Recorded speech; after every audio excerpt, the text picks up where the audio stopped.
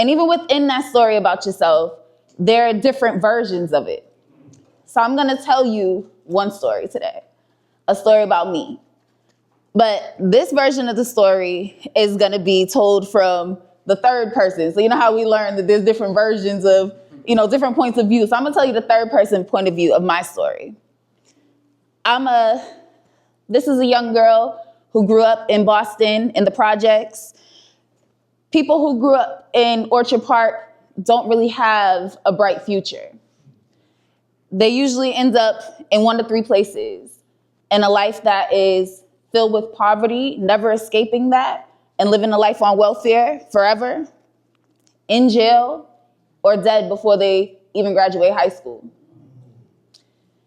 This girl grew up in a single mother household, so we already know how that goes. It's not looking too bright. So that's one version, but let me give you the first person version of my story. My name is Aquila. I grew up in Boston, in the projects. There's a lot of violence and drugs going on around me, but within my walls, in my home, there was so much love. I had a grandmother who taught me the love of cooking, a grandmother and a mother who prayed over me, taught me how to pray, a father who was present in my life, although he and my mother were not together. He was always consistent. And I had a family who believed in me, who encouraged me, who told me I could do whatever I wanted to do. I could be whatever I wanted to be. And one night, when I was 7 years old, laying in the bed that me and my sister shared, I had a dream. And in that dream, my mother had just hit the lottery. And she pulled up in front of the house with a stretch limo with a pool in the back, picked up me and my sister and told us we could go do whatever we wanted to do. So we went shopping, did all these things, and then our last stop was going to pick out the house that we would live in. So I'm standing here in my dream in the middle of this big, beautiful house, and then something happened. I woke up in the bed that me and my sister shared in the projects in Orchard Park. And little me, I bawled out crying because that dream was so vivid. I felt every bit of it. I experienced that life. And I also was aware enough to know that that's really not what I'm living right now. And I made a vow at that age that it's okay, I'm not here right now, but this is my start. This is not where I'm gonna end. Mm-hmm. So how many people know that God's not gonna show you something just to tease you with it? That's right. He wouldn't give you a taste of something just to pull it back and say you can never get that.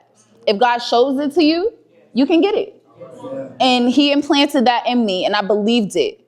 But what I'm here to tell you is that you were born with the pen and you were born with the paper to write the story of your true self, to write it however you see fit. Because guess what? Every good story has is a plot twist. And that plot twist is you.